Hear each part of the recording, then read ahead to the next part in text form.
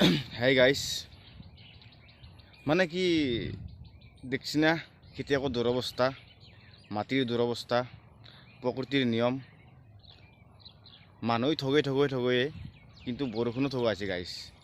বহুত বেয়া খবৰ, কাৰণ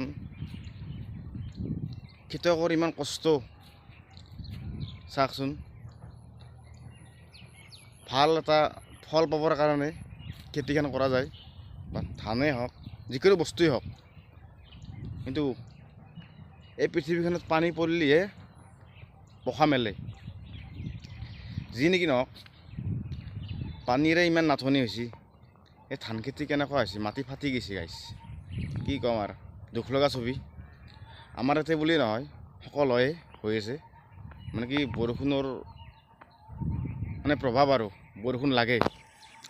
ক'ৰবাত কানি গাইছ ভেকলিৰ বিয়া পাতিছে সকলোৱে, মানে সেইটো অৱস্থাই যি পানী নাই।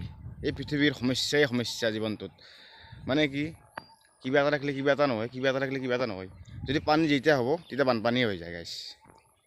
চাওকচোন গাইছ পৃথিৱীখন, চাওক গাইছ এই মেঘখান সদায় কলা কৰি আহিব, বৰষুণে আহিব ইয়াতে কিন্তু ঢাকি পেলাই গাইছ। কিন্তু কি ক'ম গাইছ, বহুত দুখ লগা ছবিয়ে।